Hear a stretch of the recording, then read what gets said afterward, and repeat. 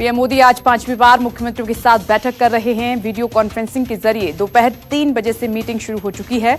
Meeting में lockdown पर आगे की रणनीति तय की जाएगी और इसके बाद ही इसे बढ़ाने या ना बढ़ाने के बारे में फैसला होगा। कई राज्य इसे बढ़ाने के पक्ष में हैं। बैठक में आर्थिक गतिविधियों को बढ़ाने पर मुख्य जोर रहेगा। मीटिंग में मोदी ने कहा है कि आप सभी मुख्यमंत्रियों के सुझावों से आगे के दिशा निर्देश निर्धारित होंगे और सभी राज्य मिलकर काम कर रहे हैं। केंद्रीय कैबिनेट सचिव राज्यों के सचिव से लगातार संपर्क में हूं।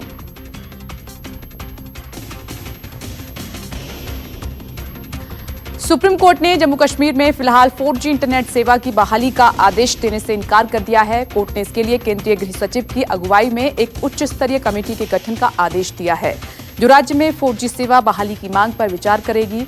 इस कमेटी में केंद्रीय गृह सचिव के अतिरिक्त जम्मू कश्मीर प्रशासन के अधिकारी शामिल होंगे।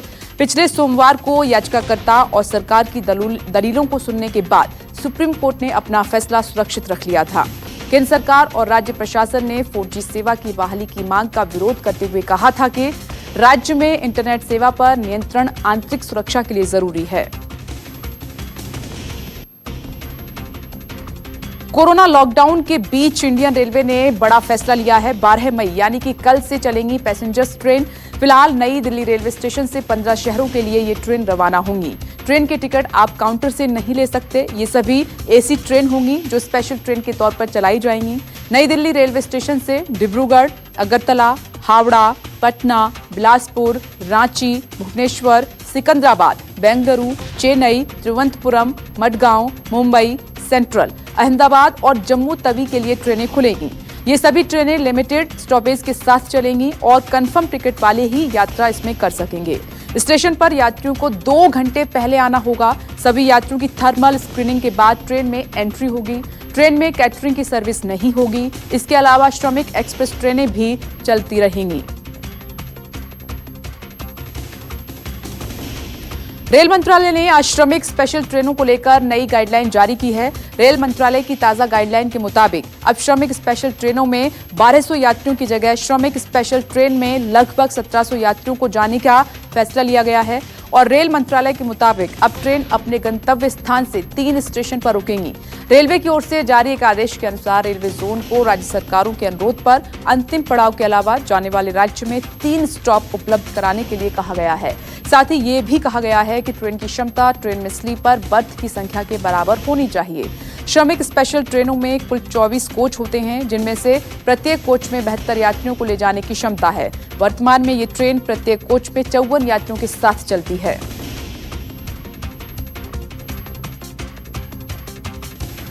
ट्रेन सेवा के बाद अब फ्लाइट्स भी चालू हो सकती हैं। केंद्र सरकार अगले 1-2 दिन में फ्लाइट्स शुरू करने के दिन का ऐलान कर सकती है। अधिकारियों ने फ्लाइट ऑपरेशन की तैयारियों का जायजा भी लिया है। एयरलाइन कंपनियों ने मांग की है कि शुरुआती दौर में दिल्ली, मुंबई, बेंगलुरु जैसे रूट के लिए फ्लाइट ऑपरेशन की अनुमति मिल जाए। डीजीसीए से हरी झंडी मिलने का इंतजार है और कुछ नियम कड़े किए जा सकते हैं। मास्क पहनना और मेडिकल सर्टिफिकेट अनिवार्य किया जा सकता है। आज पीएम की सभी राज्यों के सीएम के साथ बैठक हो रही है, जिसमें इस बारे में भी बातचीत की जा सकती है और फाइनल मोहर लगने के बाद फ्लाइट की उड़ानों की तारीख का ऐलान हो सकता है। कोरोना संकट के बीच अपने राज्यों से दूर फंसे हुए प्रवासी मजदूरों की घर वापसी को लेकर केंद्रीय गृह सचिव अजय भल्ला ने सभी राज्यों के सचिवों को चिट्ठी लिखी है। चिट्ठी में उन्होंने कहा है कि जब रेल और बस की सुविधा शुरू हो गई है तो मजदूर पैदल क्यों जा रहे हैं। ऐसे में उन्हें समझाकर यातायात के जरिए घर पहुंचाया जाए। बता दें, लॉकडाउन के बीच रेल और बस सेवा शुरू होने के बाद भी हजारों मजदूर पैदल अपने घर जा रहे हैं। वहीं सीएम योगी ने बैठक के बाद सभी जिलों में आदेश दिया है कि जो मजदूर पैदल घर जा रहे हैं, स्थानीय प्रशासन उनको सारी सुविधाएं मुहैया करवाए और उन मजदूरों को घर भेजने की व्यवस्था भी की जाए। पिछले 24 घंटों में देश भर में कोरोना के 4213 नए मामले सामने आए हैं। इसके अलावा इस दौरान 103 लोगों की मौत भी हो चुकी है। ये एक दिन में कोरोना के मरीजों की सबसे ज्यादा संख्या है। आंकड़ों पर नजर डालें तो सिर्फ 3 राज्यों में ही कोरोना के आधे से ज्यादा मरीज हैं। ये राज्य हैं महाराष्ट्र, गुजरात और तमिलनाडु। इतना ही नहीं, इन 3 राज्यों में ही 60% मरीजों की मौत भी हो चुकी है। महाराष्ट्र, गुजरात और तमिलनाडु से ये वो 3 राज्य हैं जहां इस वक्त हर दिन ढेर सारे कोरोना के नए मामले सामने आ रहे हैं। ताजा आंकड़ों के मुताबिक महाराष्ट्र में इस वक्त 22,171 कोरोना के मरीज हैं। गुजरात में ये संख्या 8,194 है, जबकि तमिलनाडु में मरीजों की कुल संख्या फिलहाल 7,204 है। यानी इन तीनों राज्यों में कुल मिलाकर 37,569 मरीज हैं।